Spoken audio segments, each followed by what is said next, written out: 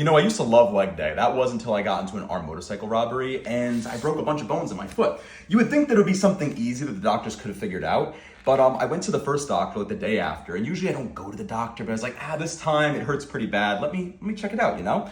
And I went in, they took some x-rays, they're like, nope, just a really bad sprain and no broken bone, just, some swelling, there was, bruising and whatnot. I was like, all right, whatever. They're like, stay off it for 2 weeks, you'll be fine, it's whatever. So 2 weeks go by and I was still in pain. So I was like, I'm gonna go back to the doctor, see what they say now.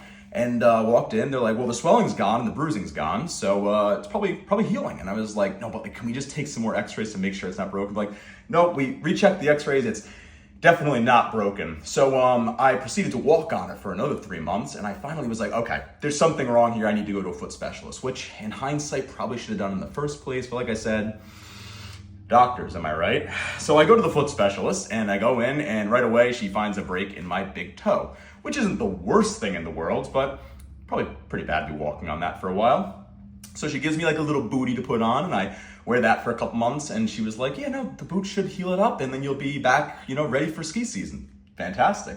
So I go skiing in the Swiss Alps, some pretty rigorous, serious skiing, and it was a great time, but I'm carrying around my entire pack, my luggage and my skis and my boots, probably like 100 plus pounds of equipment.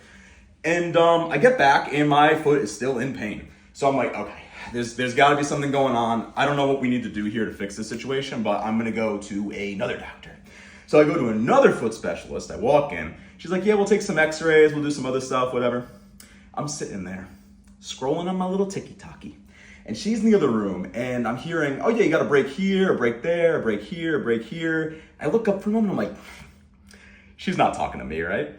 And she peeks around the corner, makes direct eye contact with me. She's like, you heard me, right? I'm like, me? And she's like, yeah, you got breaks all over your foot. I'm like, you gotta be kidding me.